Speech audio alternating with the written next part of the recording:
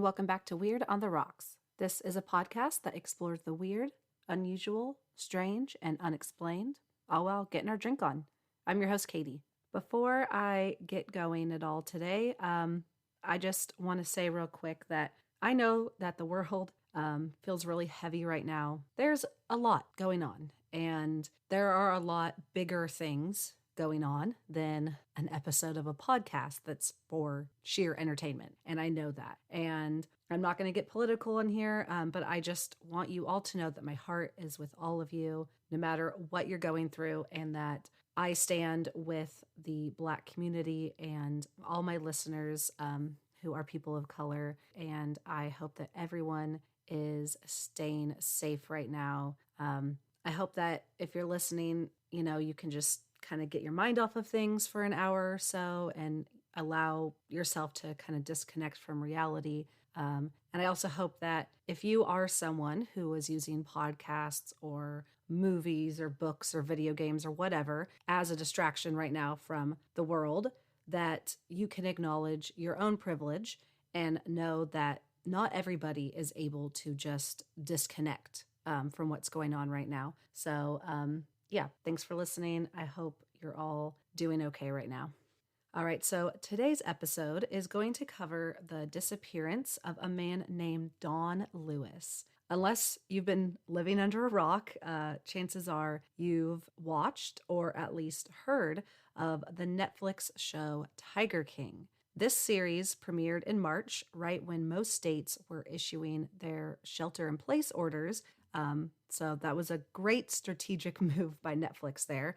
And this show blew up overnight. It got insanely popular. And I think at this point, it's been seen by 30 million people, something like that. This docuseries covers lots of different things, but one of the topics it discusses is the disappearance of Don Lewis in 1997. I'm not going to get into everything that the show Tiger King shows or the show itself. So if you want to know more of a backstory to this episode, you can go watch that show. I'm going to mention people from the show, but I'm creating this episode in a way that will still make sense if you have not seen it as its own separate thing. I'm going to go into some of the information in the series, use some quotes and information from that, but I'm also going to discuss information that the show left out because, surprise, surprise, as with all media, it was definitely biased. So I'm going to kind of show the other side of the story. As with most TV shows and movies, the directors, the producers, the editors, they take a lot of creative liberties with what they choose to include, and they curate something that fits their own opinion and perspective, which isn't always the entire truth. There are always two sides to a story, and sometimes even more than that. And I'm going to try my best to cover all the information that I could find on who Don Lewis was and what could have possibly happened to him. If you've seen Tiger King, this episode might, just solidify your already existing opinion from the show, but who knows? It might also change your mind too. You can find Weird on the Rocks on Facebook and Instagram at Weird on the Rocks Podcast, Twitter at Weird_Rocks, and the website weirdontherocks.weebly.com. Please subscribe wherever you're listening now so you always get the newest episode when it is released. And I also, real quick, want to share another podcast promo. It's been a while since I've done this. This one is from my friends over at the Evil Transgression podcast. So let's give their promo a listen.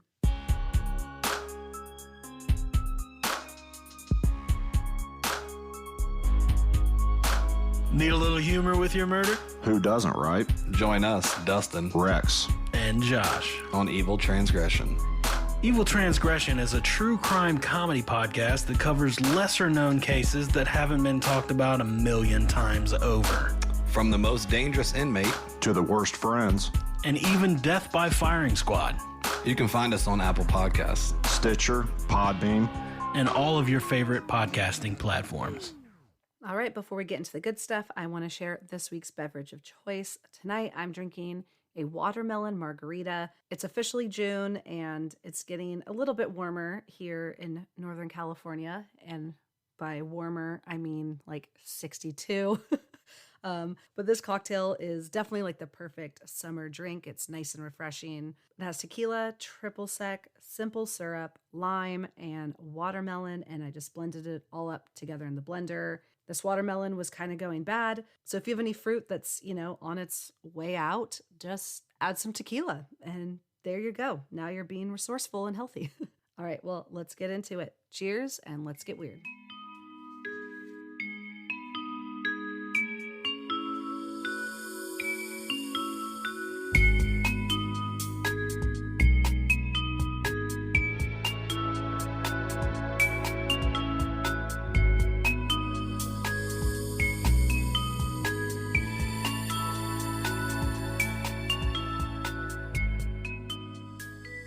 Jack Donald Lewis, or Don as he liked to be called, was born on April 30th, 1938 in Dade City, Florida. He had two siblings, and they were raised by their single mother who worked as a seamstress and sold fresh bread that she made at home. Growing up, Don worked odd jobs such as being a farmhand to help out his family. He attended Pasco High School and graduated in 1955. He continued to work odd jobs, such as working at a grocery store and being a mechanic. It was at his grocery store job where he was working as a bag boy that he met a girl named Gladys. The two began dating and soon decided to get married. Don was 17 and Gladys was 14. A year later, they welcomed a baby girl. Don was described by many as a ladies' man, and he continued to be very flirtatious with women despite the fact that he was now a married father. Don and Gladys remained in Dade City, Florida, where he began work hauling rock and sand. He eventually was able to buy 5 of his own hauling trucks and began working for Texaco and Red Wings Carrier in Tampa, Florida. Eventually, he played his hand at appliance repair and began buying old washing machines, fixing them up, and selling them. Soon, this led to auto repair, and Don began buying old cars, restoring them and selling them for a large profit. After a few years of this and 2 more children, Don moved into real estate and began selling homes and land. He quickly began to accumulate a lot of money and was known as a very successful and motivated businessman. Don's personal business assistant, Anne McQueen, said, quote, "He could step in a pile of cow dung and come out smelling like roses," end quote. And although he was extremely wealthy by this point, Don did not flaunt it. He could always be found in jeans and a t-shirt. He drove old cars and lived a modest lifestyle. However, despite his persona of a smart businessman who happened to get lucky on some good deals, friends close to Don and his wife Gladys say that Don was gaining his wealth in less ethical ways. Apparently, Don was a loan shark. He sold homes to couples who were financially strained at 18% interest, with the deal that if they paid their mortgages on time for 6 months, he would give them the option to buy the property back. If they could not afford their mortgages, he would evict them and sell the property. Through these shady deals, Don eventually owned upwards of 350 properties across 5 counties in Florida. Alvin Coulter, Don's former business partner, said, quote, "Most people who dealt with him were desperate, but they went in with their eyes open. They were adults when they did it,"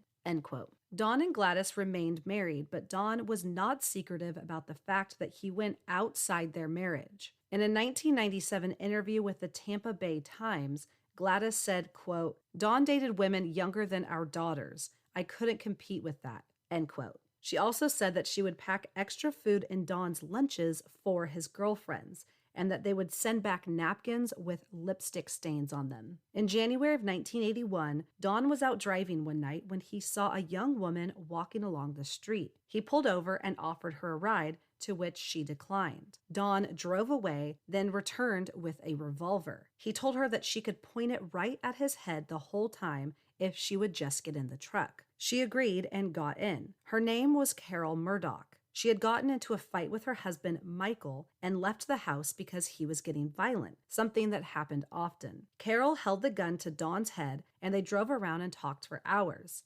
Eventually, they went to a hotel where they spent the night together, and soon after, they began a secret affair. Don was 42, and Carole was 20.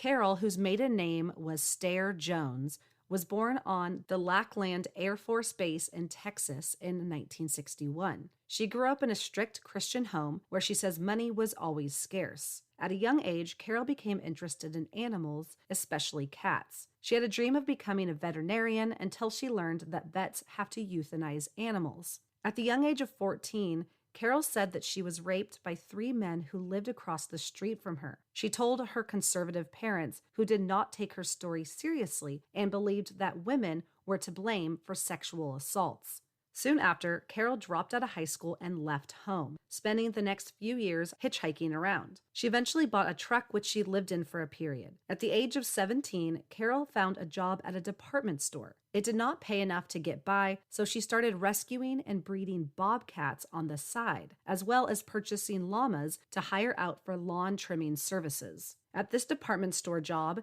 Carole began dating her boss, Michael Murdoch, and soon she moved in with him. Carole was now back in contact with her family, who disapproved of her living with Michael out of wedlock, so the two of them got married when Carole was 18. Carole soon became pregnant and gave birth to their daughter Jamie in July of 1980, when Carole was 19 years old. The night that Carole met Don, her and Michael had been fighting, and she threw a potato at him and left the house in fear of him becoming violent. After getting picked up by Don on the street and spending the night with him, the two of them began a long affair. Carole began helping Don with his real estate ventures, which were extremely successful.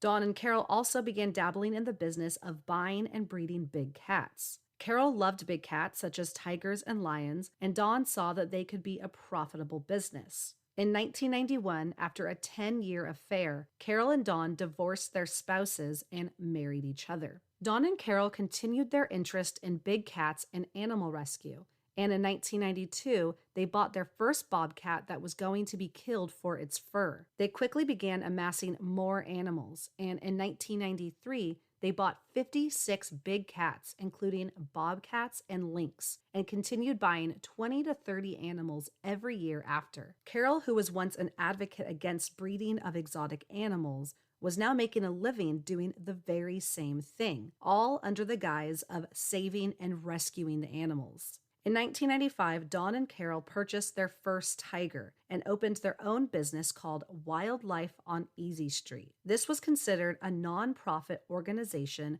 with the purpose of, quote, acquisition, shelter, feeding, breeding, and socialization of exotic and non-exotic animals, public education and awareness to benefit their wild counterparts, end quote. One of the main goals of the park was to end the ownership and trade of exotic animals in the private sector. Carole and Don operated under the illusion of having rescued all the animals from unfit situations, when in reality, most of them were actually bought at exotic animal auctions and then they were bred. Carole continued to be the face of the organization, dealing with the public and acting like the doting and compassionate big cat lover, while Don handled the financial side of things. During their marriage, Carole admits that Don was not faithful to her, and she knew that he was seeing other women. Around this time, Don began visiting Costa Rica on a monthly basis. He claimed that these visits were real estate related, and he did own 200 acres of land in the country. He owned a small airplane and would fly there himself. Carole said that she was aware of Don having a girlfriend in Costa Rica, and that he would often schedule his visits there for when Carole was menstruating. Don also started getting involved with the exotic animal trade in Costa Rica, where there were no regulations regarding how many big cats a person could own or what types of conditions they needed to be kept in. Don wanted to move their business to Costa Rica and operate it solely from there, but Carole was against the idea, which caused marital problems. According to some close family and friends, Don was very open about the fact that he wanted to move the business to Costa Rica. In July of 1997, Don issued a restraining order against his wife, Carole. The document says, quote, "This is the second time Carole has got angry enough to threaten to kill me. I was away from the house and she gave 2 junk men permission to come on my property and remove trucks and equipment that I had stored there that a man owed me $17,000 on. When I found out the man that owned the equipment had to call sheriff to make them stop. When I got back, me and Carole got in a big fuss. She ordered me out of the house or she would kill me, and if I came back, she would kill me. She has a .45 revolver and she took my .357 and hid it. I have owned my home and land for 17 years, and we have only lived there for 3 years. I have a lot of equipment and animals and cats there." End quote. However, soon after filing the order, Dawn redacted it. Dawn and Carole continued to live together and run their business as usual. Around this time, close family and friends and colleagues of Dawn's, including his lawyer and ex-wife Gladys, said that he talked a lot about wanting to divorce Carole. He supposedly said that she was dangerous and that he was afraid of her. He also gave an envelope to his assistant, Anne McQueen, and said that if anything happened to him, to give it to the police. It was a copy of the redacted restraining order. 2 months after the restraining order, on August 18, 1997, Dawn Lewis disappeared. Carole reported him missing the next afternoon of August 19th. She explained that Dawn was planning a trip to Costa Rica, and the last thing he told her was to get a truck ready because he was leaving early the next morning to ship some cars down there. Dawn's van was found at the local airport, but Dawn and his airplane were nowhere to be found. Inside the van were Dawn's keys and briefcase. The police pulled all passenger manifests from the airport, which showed that Dawn was not on any type of plane that day, private or commercial, and there was no evidence of his plane leaving the airport or of him stopping for fuel. Carole explained that Dawn had several unregistered planes and that he didn't even have a pilot's license. She said that he liked to fly very low over the Gulf of Mexico, where radar could not detect him, and that it's possible that he could have flown without a trace. After his disappearance, Carole did several interviews with local TV stations in which she was visibly emotional and saying that Dawn had been acting strangely in the months leading up to his disappearance. She claimed that he was showing the early signs of Alzheimer's and was often confused. Through tears, she said, quote, "Maybe he doesn't know who he is," end quote. However, those close to Dawn say that he never showed signs of deteriorating mental or physical health. In the months following Dawn's disappearance, the Hillsborough County Sheriff's Department visited the Wildlife on Easy Street location, where they claimed to have found no evidence of foul play. They also traveled to Costa Rica looking for Dawn, but he was nowhere to be found, and his connections in the country said he hadn't visited in several months. Searches were also conducted over the Gulf of Mexico, but no body or airplane debris was ever found. In the wake of Dawn's disappearance, new details about him and his wealth became public. While many knew that Dawn did have money, it was revealed that he was actually worth millions of dollars. While the exact amount varies depending on who you're talking to, his lawyer and assistant both believe that Dawn left behind an estimated $5 to $7 million. By 2002, 5 years after Dawn disappeared without a trace, he was legally confirmed dead. With Dawn now legally considered dead, his will and other legal documents were allowed to be read. It was discovered that in November of 1996, 9 months before his disappearance, Dawn drew up a power of attorney document and a new will. The power of attorney stated that Carole would be given the power of attorney, where his assistant, Anne McQueen, had held the power previously. And perhaps one of the most odd details of this story, his will left behind everything to his wife, Carole, and said specifically, quote, "in the event of my death or disappearance," end quote. Dawn's own lawyer, Joseph Fritz, who had not seen the will before, said that in all his years of practicing law, he had never seen a will that mentioned anything about disappearing, and that it was extremely odd language to use. In 2002, the same year Dawn was considered dead, Carole's new boyfriend, Jay Bakels, filed a restraining order against her. The document said, quote, "On the phone and at home, the respondent told me she will kick my ass out of there whatever it takes. I honestly fear I am in danger of death or serious bodily injury because her prior husband is missing and presumed dead. One day she said to me when I asked her, 'What happens if your husband shows up now?' Her response was, 'Dead bodies cannot talk.' Her former husband's daughter told me she could be dangerous and to watch my back. Respondent carries 2 guns loaded, always in her truck, one in her residence. She said she was a suspect in her husband's disappearance. Recently, 3 to 4 days ago, she told me human bones were found near Lazy Days RV Center. She said she hopes it's not on her property or she will be in deep shit," end quote. While nothing legally came of this, it made those close to Dawn become increasingly suspicious of Carole and her erratic behavior. While Carole maintained her claim that she had no involvement in Don's disappearance, his will, his concern about being afraid of Carole before he disappeared, and the fact that Carole was now exhibiting violent behavior towards her new boyfriend only solidified the fact that many close to Don believed Carole was responsible for his disappearance. Later in 2002, Carole and her boyfriend Jay had broken up, and she met Howard Baskin at an animal rights organization fundraiser. The two immediately began a relationship, and Howard joined Carole's business, which was now called Big Cat Rescue, as the chairman of the advisory board. And in 2004, the two were married. Big Cat Rescue continued to operate as a self-defined animal sanctuary that was open to the public. Carole considered herself an animal rights activist and spoke out against private zoos for their mistreatment of big cats and exotic animals. By 2010, Carole was aware of a man named Joseph Maldonado Passage, or Joe Exotic as he liked to be called. Joe was a unique and very outspoken man who owned and operated the Greater Wynwood Exotic Animal Park, or the GW Zoo, in Wynwood, Oklahoma. Joe referred to himself as the most prolific tiger breeder in the United States and made his money from his zoo as well as public events that included traveling around with tigers and other big cats. These events often took place in malls and at fairs and allowed people to get to pet baby tigers and take their photos with them for a hefty price. Carole did not approve of Joe's business ethics and believed that he was mistreating his animals and breeding them just for show, then not taking proper care of them once they were no longer babies and could not bring in lots of money. Carole influenced her followers to contact the malls in which Joe was holding his events and to let them know that he was involved in animal abuse. Their plan was successful, and malls began turning Joe away in fear of being connected to animal abuse allegations. Joe, in return, began a crusade against Carole and her loyal followers. This included making and posting videos of him verbally attacking Carole and making violent threats against her. And one of Joe's favorite things to bring up was the fact that Carole's husband Don had gone missing and that he believed that she murdered him. His allegations ranged from believing Carole put Don into a meat grinder, that she fed him to her tigers, dumped him in the water, and buried him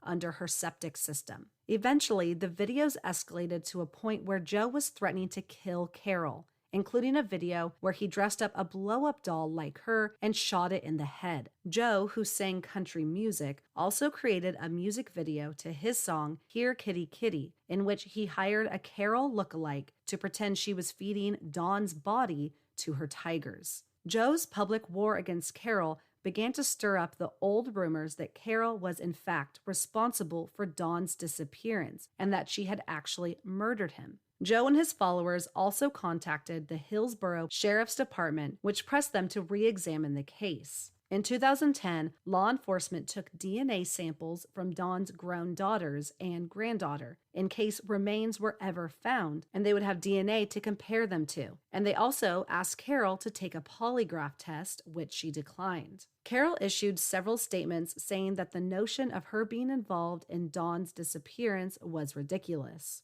In 2011, Joe began using the name Big Cat Rescue, the same name of Carole's animal sanctuary, on his websites and in promotional material. In return, Carole sued him for copyright infringement, and he was ordered to pay her $1 million for damaging her reputation. Joe had to file for bankruptcy and began selling all of his possessions. Of course, this settlement only fueled Joe's very public hatred of Carole. Joe was afraid that Carole was going to take his zoo from him, so he partnered up with a man named Jeff Lowe, who was also involved in big cat breeding, and transferred the zoo into Jeff's name. In 2017, with the war between Carole and Joe still raging, Joe began soliciting people to kill Carole Baskin. He had used Google Earth to research her home and sanctuary property, devising several plans on how to kill her, including shooting her while she was taking her evening bike ride around her property. One of the people involved in the plan was named James Garretson, who was working with the FBI as an informant. The FBI had been investigating Joe and his zoo for several months regarding animal abuse and neglect allegations. Eventually, James Garretson was able to record a conversation between Joe and an undercover agent whom he believed to be a hitman, where Joe offered the man $3,000 to kill Carole Baskin. This evidence sealed the deal on the investigation the FBI had been conducting,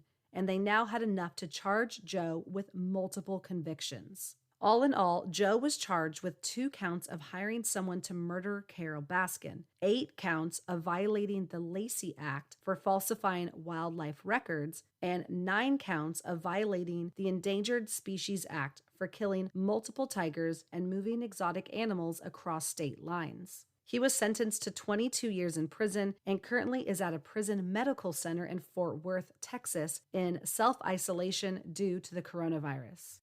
In 2020, Netflix released the docuseries Tiger King. While the show focused mainly on Joe Exotic and his wildlife, it also included the feud between Joe and Carole, and his claims that she was responsible for her husband Don's disappearance and death. The show included numerous clips of Joe discussing how crazy Carole Baskin was, and that there was no doubt in his mind that she killed Don, and he believes she chopped him up and fed him to her tigers. Carole agreed to be part of the docuseries as well, which included many interviews with her and her husband Howard, and it discussed her life and the disappearance of Don. She remained adamant that she had nothing to do with it and that it was ludicrous to think otherwise. Carole most likely agreed to the Netflix show because she believed it was going to highlight how crazy and unstable Joe Exotic was and how inaccurate the claims against her were. But the show had the opposite effect. It was released at the end of March in 2020 and blew up literally overnight. Instead of blame and criticism being put on Joe, the attention online seemed to be more focused on Carole Baskin and the acceptance of the fact that she absolutely must have killed her husband Don. Overnight, there were hundreds of memes, videos, and photoshopped images all over the internet, making light of the situation and claiming that Carole Baskin was guilty of murder. As with most content put out into the public, people began to take it as truth and believed all of the information spoon-fed to them by the documentary makers. On Carole's website, bigcatrescue.org, in a post from May 13, 2020, she said, quote, "When the directors of the Netflix documentary Tiger King came to us 5 years ago, they said they wanted to make the big cat version of Blackfish, the documentary that exposed abuse at SeaWorld, that would expose the misery caused by the rampant breeding of big cat cubs for cub petting exploitation, and the awful life the cats lead in roadside zoos and backyards if they survive. There are not words for how disappointing it is to see that the series not only does not do any of that, but has had the sole goal of being as salacious and sensational as possible to draw viewers. As part of that, it has a segment devoted to suggesting, with lies and innuendos from people who are not credible, that I had a role in the disappearance of my husband Don in 1997. The series presents this without any regard for the truth, or in most cases, even given me an opportunity before publication to rebut the absurd claims. They did not care about the truth. The unsavory lies are better for getting viewers." End quote. So did the docuseries simply present the facts that were there, and Carole is scared that the truth of her murdering Don is going to be exposed? Or did something else happen to Don, and Carole Baskin really is innocent? The consensus among those who believe that Carole killed Don is that she did it for his money. Carole came from an unstable background and a family that struggled financially. She had big dreams of opening her own exotic animal sanctuary, but didn't have the means to do so. Many believe that her marriage to Don was purely strategic and that she never would have been interested in him if he wasn't wealthy. Don's own ex-wife Gladys was even quoted as saying, quote, "He used to call her Angel, and I said, well, she's an angel sent straight from hell, and one day you'll find out," end quote. One of the most glaring and odd details from this entire story is the will that Don Lewis left behind. Mention of oneself disappearing in their will is practically unheard of. So why did Don think to add this? Some believe that Don perhaps had a feeling that Carole was going to kill him and stage it as an accident or disappearance. In fact, Don had been telling those close to him that he was afraid of Carole and wanted a divorce from her, but that she wouldn't allow it.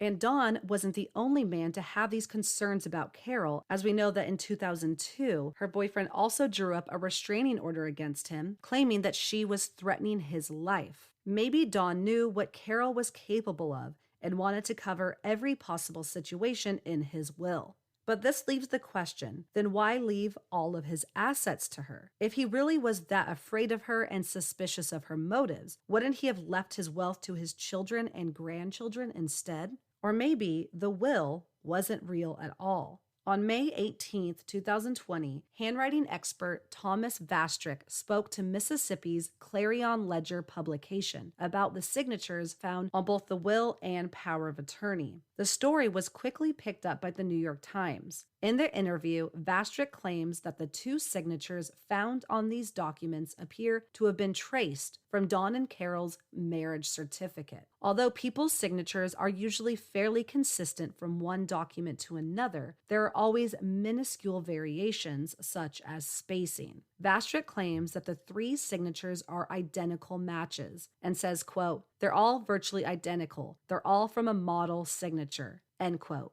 referring to the original signature on the marriage certificate. He also goes on to say, quote, "It's not a difficult call," end quote. The Clarion Ledger also sought out the opinion of another handwriting analyst named Willa Smith, who also came to the conclusion that the two signatures are products of tracing. The Hillsborough police had also at one time looked into the possibility of the signatures being forged, and they turned the documents over to the Florida Attorney General's office. But they were not able to investigate as the statute of limitations on forgery had already passed. There is also speculation about who notarized the will. The signature of Sandra Whitkop was found on the will. Whitkop, who is a notary, was actually Dawn and Carole's housekeeper at the time, and she recently said in an interview with the Mississippi Center for Investigative Reporting that she has no recollection of ever notarizing a will for Dawn Lewis. She said, quote, "I don't remember a will at all. I was the housekeeper," end quote.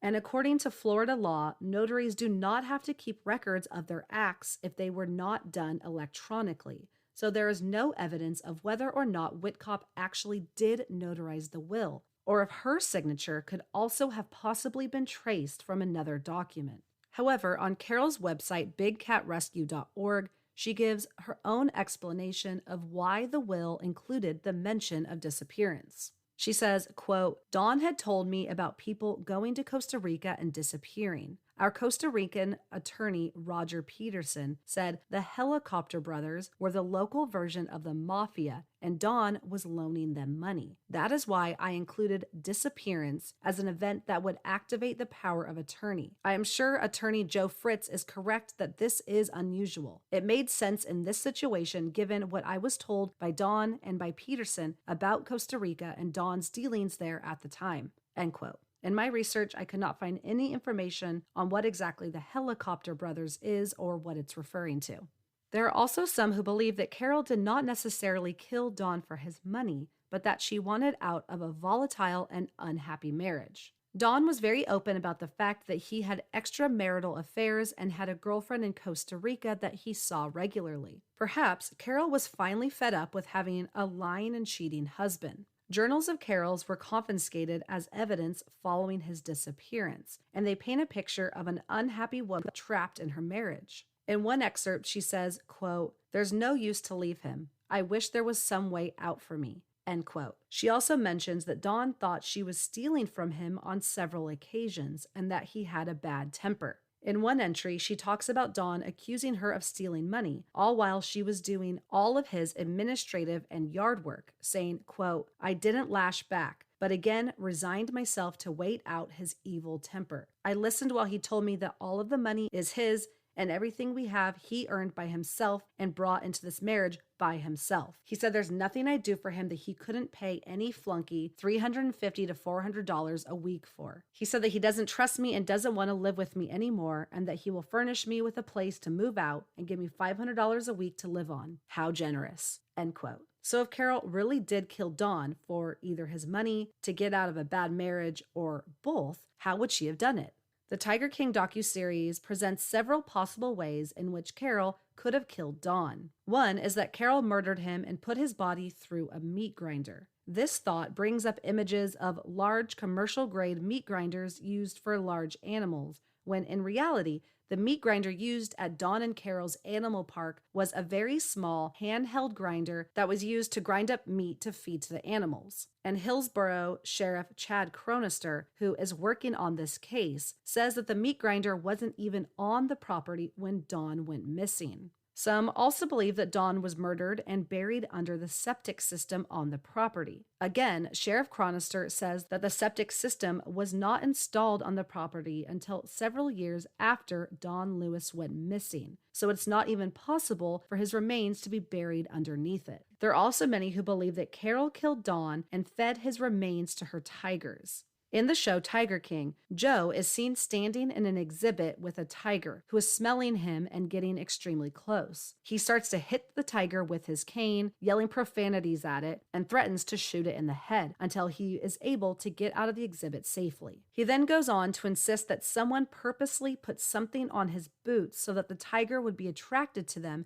and want to attack him. Carole is asked about this occurrence, responding to Joe's suspicion that she possibly had something to do with it. And she says, quote, "If someone wanted to kill you, then they would put like sardine oil all over you, something the cat wants to eat, not something the cat wants to drool on." End quote. This interview clip led many to believe that Carole could have possibly just confessed how she killed Dawn, meaning that she knows sardine oil would attract the cats because she had done it before. Many online also point out Carole's seemingly odd behavior and mannerisms anytime she speaks about Dawn. Even as I myself watched Tiger King, I made comments to my husband about how her demeanor seemed to slightly change, and her voice would go up and she becomes very giggly and dismissive sounding anytime she talks about Dawn's disappearance. While some believe this is simply because she's uncomfortable talking about such a sad subject, some believe that this is her lying.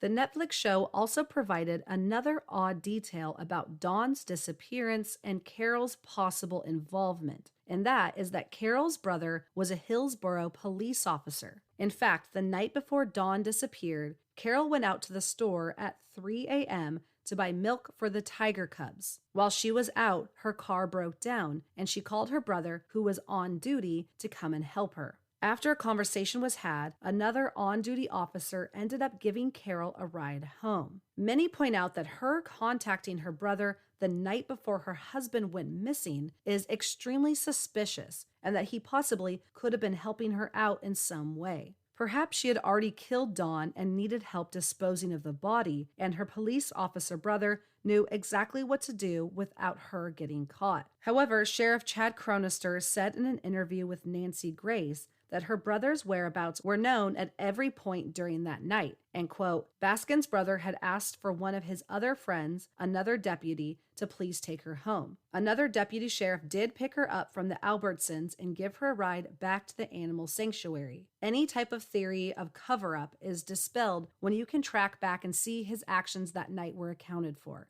End quote. So while the show Tiger King left many with the assumption that Carole Baskin, without a doubt, killed her husband Dawn, many decided to do their own research after the show ended and found that the filmmakers left some very important information about Dawn out of the show. Was Dawn Lewis truly an innocent businessman who was murdered by his greedy wife, or did something else happen to him?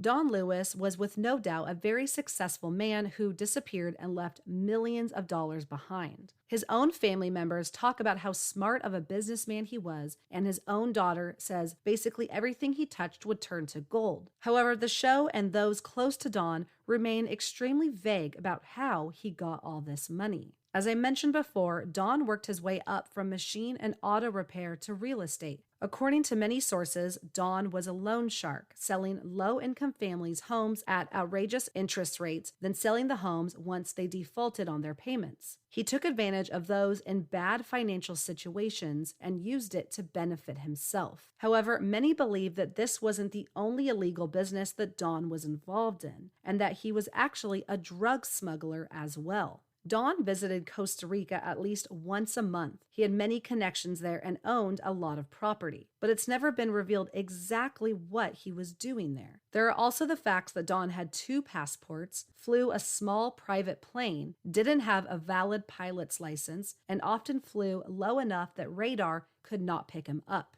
Don's colleague and handyman, Kenny Farr, also says that Don had more money than anyone actually knew of, and that he liked to bury money and gold bars. These are all extremely odd things for a normal, law-abiding citizen to do. Don's own lawyer, Joseph Fritz, said that Don was known to fly directly over the Gulf of Mexico, which is common for drug runners to do because they drop their supply into the ocean where boats can pick it up. There is a theory that Don was actually working as a middleman for a drug cartel, and they are responsible for his death. In fact, his lawyer also states in the docuseries that he heard rumors that Don was strangled and pushed out of a plane over the Gulf of Mexico. He said, quote, "We heard he got strangled with an electric cord in the back seat and was thrown out over the Gulf. In my working theory, one person was flying the plane and one person was strangling," end quote. In the show Tiger King, they briefly introduce a man named Mario Tabrao, another zoo owner,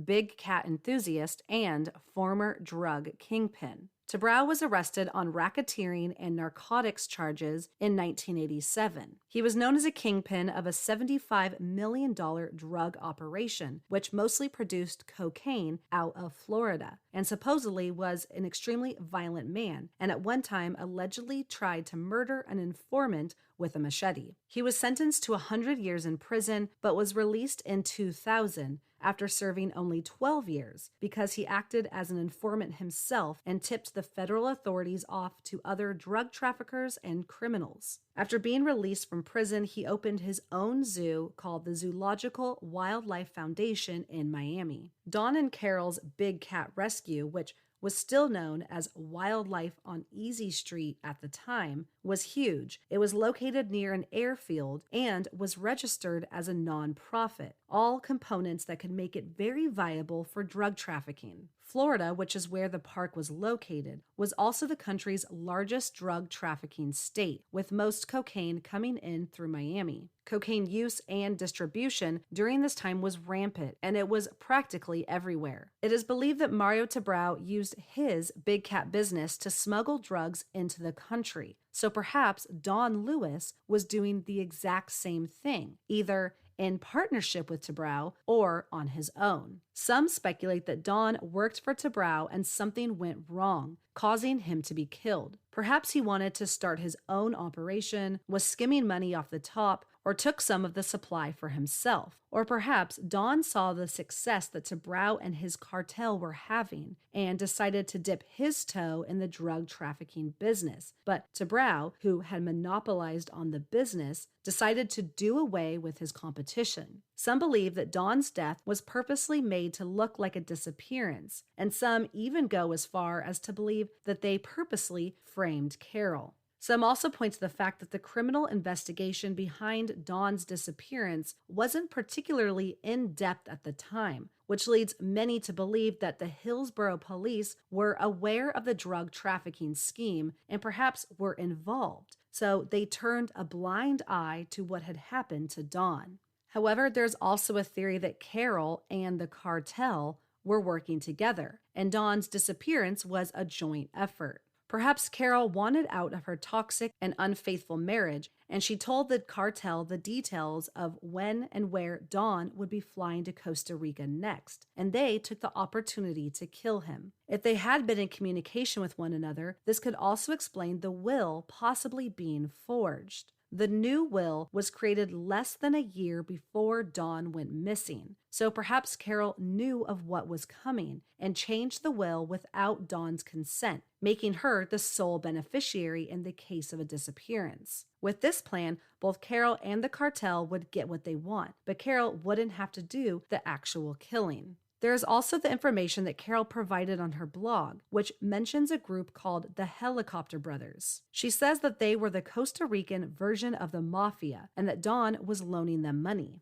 She said he specifically mentioned that he could disappear, and that is why the word disappearance was put into the will. Perhaps this group had something to do with Don's death. There is speculation that perhaps Don was at the airport that morning to fly to Costa Rica himself, but that someone from this group abducted him while he was in his van, took him in a helicopter, and killed him over the Gulf of Mexico. However, in my research, I could not find any information about who the Helicopter Brothers are. The only article available that could possibly be connected is from insightcrime.org from 2013 that talks about a drug trafficking helicopter organization that was unmasked in Costa Rica. The article says, quote, authorities in Costa Rica have 5 men believed to be part of a transnational criminal group that used helicopters to transport drugs, arms, and money, highlighting the country's inability to deal with the growth of international drug traffickers within its borders. The detention of the men comes after months of investigation into the illicit movement of helicopters in the country, which prosecutors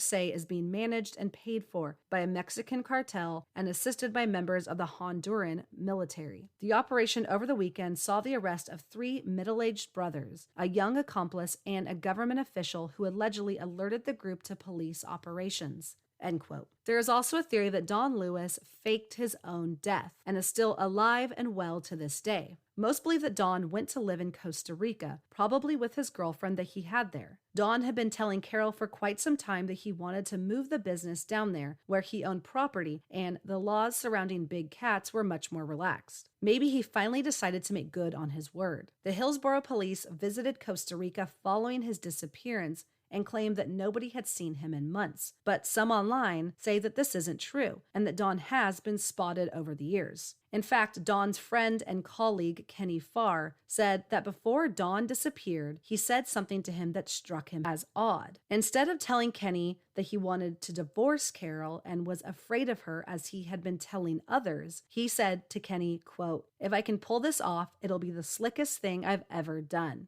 end quote. Just a few days later, Don went missing. Kenny Farr took this to mean that Don had something planned and knew that something big was about to happen. However, this theory that Don planned his own disappearance and is still alive leaves the question, why did he leave behind all his money? Again, Don's friend and colleague Kenny Farr said that he actually had way more money than people knew about, and that he buried gold bars on his property. Perhaps the money Don left in his will was not all of his wealth, and he was able to leave the country with a large sum to his name and possibly also give money to his ex-wife, children, and grandchildren. So where does this case stand now? What really happened to Don Lewis? And what does law enforcement have to say about the case? In April of 2020, after the Tiger King show debuted on Netflix, the Hillsborough Police Department decided to reopen the Don Lewis case. In an interview with Time, Hillsborough County Sheriff Chad Cronister said, quote, it would be foolish if I didn't take advantage of the show's popularity and put the message out that if you think you know something, you should contact the sheriff's office. This is very important to us, end quote. And in an interview with Vulture, he said, quote, the last thing we did was back in 2010. We met with Don's kids and took samples of their DNA and entered that into a database, figuring if his body was ever recovered, we would be able to garner DNA from it and be able to positively identify him there. He had also been arrested a few times, so we had his fingerprint records and we had his dental records. But back then, we didn't have any type of DNA samples. And then in 2011, we reached out and asked Carole to come in and take a polygraph. And she did decline to take a polygraph. She said that her legal counsel said that it wouldn't prohibit the sheriff's office from ever pursuing criminal charges on her in the future and that there's no benefit or gain for her. So that was the last action we've taken. Since then, it's been quiet. We haven't received any tips or leads, and it has truly become a cold case, for a lack of a better term. End quote. Cronister said that since the show came out, they've been getting at least 6 tips a day, but so far none have led to any new evidence. He says there are currently no leads or suspects. However, he does believe that something fishy happened to Don Lewis. In regards to the will left behind, he says, quote, who has ever seen a will where there's a provision in it that if I ever disappear or become missing, leave the bulk of my wealth to this person, end quote. However, Chronister has made it clear that Carole Baskin is currently not a person of interest in the case, as they do not have any sufficient evidence against her. He has explained that the rumors of her burying Dawn under the septic tank is not true, as the septic system did not even exist at the time of his disappearance, and the rumor of him being put through a meat grinder is also false, as there was no meat grinder on the premise at the time. He does, however, believe that Dawn Lewis was murdered. Sheriff Chronister said, quote, "Do I believe he's been killed and is dead? Yes, I do. Do I know who did it and how he died? That I don't know. And I hope we will get that missing interview, that missing piece of evidence to solve this case." End quote. Chronister has been the fourth sheriff assigned to this case since it happened in 1997 and said, quote, "Nothing would be more gratifying than to be the sheriff to say that after 23 years, my administration is responsible for solving the missing case or homicide of Donald Lewis." End quote. Dawn's family remained adamant that they believe Carole had something to do with his disappearance. In April of 2020, Dawn's granddaughter, Tiffany, appeared on the popular app TikTok to talk about the show Tiger King and her grandfather. She said, quote, "First and foremost, I do want to thank the producers for shedding some light on this horrible situation. I haven't heard his voice in over 20 years, and just hearing it was a blessing, so thank you for that. I also want to thank my aunts and grandmother for standing up and talking about the situation. I know how hard it can be because it's still very fresh to my family. So I want to know what you guys think. Do you think she murdered my grandfather, or do you think he ran away with none of his fucking money? If you had $7 million, would you leave it? I sure shit wouldn't. I also want to thank Joe Exotic for trying to do what he tried to do." End quote. As for Carole Baskin herself, she remains adamant that she had nothing to do with her husband's disappearance or death. She said, quote, "When he disappeared, I did everything I could to assist the police. I encouraged them to check out the rumors from Costa Rica, and I separately hired a private investigator." End quote. Although there is no proof that she actually did hire a PI. Carole has also said that she's grateful for the show in a way because it showed the horrible truth behind roadside zoos and the mistreatment of exotic animals in captivity, but that she wishes it focused more on these issues than the ridiculous claims against her. She said, quote, "Dawn was not easy to live with, and like most couples, we had our moments, but I never threatened him, and I certainly had nothing to do with his disappearance." End quote. I'm recording this episode on June 2nd, 2020, and just yesterday on June 1st, it was announced that Joe Exotic's zoo, the GW Zoo, has at this point been handed over to Carole Baskin. This is in regards to the lawsuit and the $1 million that Joe still owes her. The article that I saw on people.com says that Jeff Lowe, who is the current owner, because Joe Exotic transferred the zoo to Jeff's name, he has 120 days to vacate the premises, and it will then be put into Carole Baskin's name. Okay, well, that's it for today's episode. I feel like with a lot of my topics, we're kind of left with more questions than answers. While I was watching Tiger King, I completely believed that Carole Baskin killed her husband, as I think most of us did. The filmmakers knew exactly what they were doing when they filmed and edited that show, and they wanted to leave the audience believing that Carole was guilty. And it worked. I mean, you can just look at the internet. There are countless memes and videos and things kind of praising Joe Exotic, and, you know, Joe Exotic for president and all these things, but saying that Carole killed her husband. Overnight, there were so many memes and videos out there just basically degrading this woman, calling her that bitch, Carole Baskin, making jokes about her and Dawn's death. And, I was part of it. I was sharing so many Tiger King memes and things after the show came out. We were all jumping on that bandwagon. And I think, it came out during a very stressful time for most of us. And we wanted something just to distract us. And this show was the perfect distraction. I think that just like with a lot of other things going on in the world right now, the media played the biggest role in this entire story. Yes, Carole Baskin does and did some not great things in her life. Yes, there are very suspicious details to this story. However, there is no evidence that she killed Dawn. The sheriff himself has said that Carole is not a person of interest in this case because there's no sufficient evidence against her. Like most of you who watch the show, I totally ate up all the information the show presented and, took it at face value. But we have to look beyond what these shows tell us. This was not investigative journalism. It was made for the sheer purpose of entertainment. The filmmakers had their own agenda and biases and spun the information in a way that curated a specific storyline that was going to draw the viewer in. People online are praising Joe Exotic, saying Joe Exotic for president, but he is in jail for hiring someone to kill another human being. And he wanted to kill her for something that he doesn't have any proof of. As a society, we really need to be more mindful of the media that we consume and what we believe as truth. Since I've been working on this episode, I've talked to family and friends about Tiger King. I feel like everyone I know has watched it. And every single person has said that they think Carole Baskin killed her husband. Everyone says, oh, that bitch, Carole Baskin. And, they quote things from the show and stuff. And then when I say that I'm not so sure about the truth now, they don't believe me and they think that I'm crazy for even questioning that Carole might be innocent. And if I wouldn't have decided to do this episode and kind of dive into the information that's out there, I'd be right with all of you saying, 100% no doubt Carole is guilty. It's mind-boggling how powerful the media can be and how quickly we gobble up information just because, it's handed to us in this pretty package with a bow on top, and it makes it so that we don't have to do our own research. We need to be better about thinking for ourselves and doing our own research. I don't know what the truth is. I still don't know. I have no idea where Don Lewis is or what happened, but I know that we definitely weren't given the information needed to form an educated opinion. This kind of reminds me of the whole Making a Murderer show.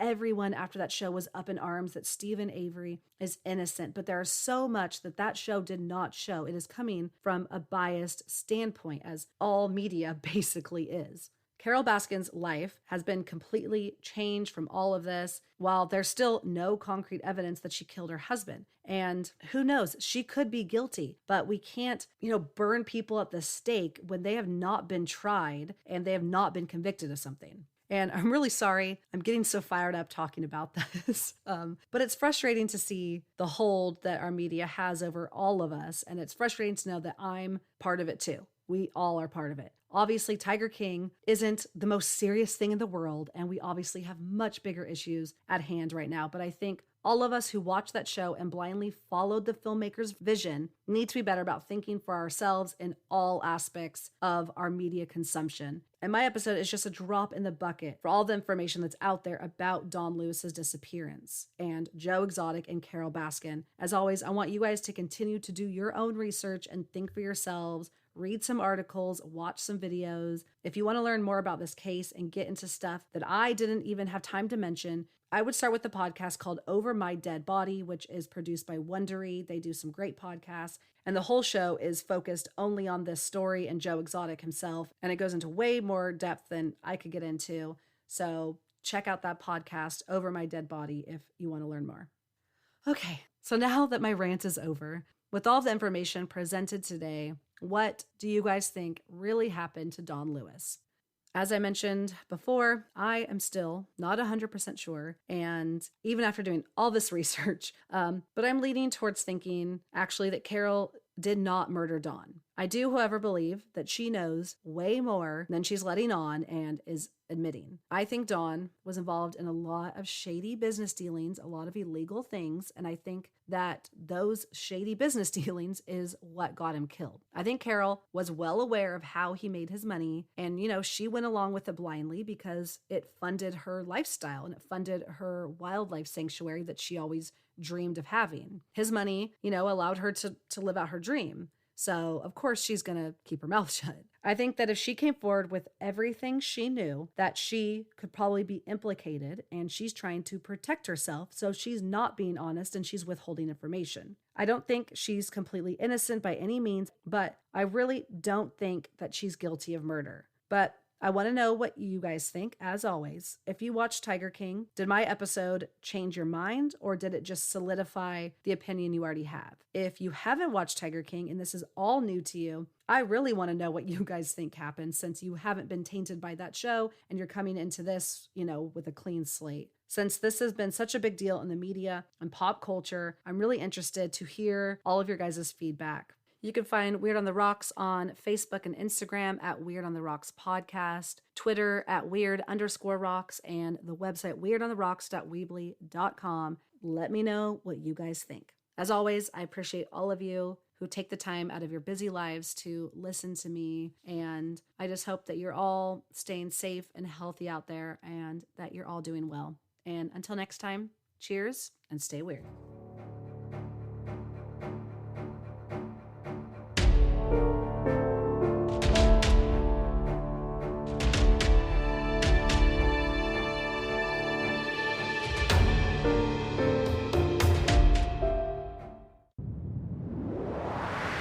That was a Titancast episode.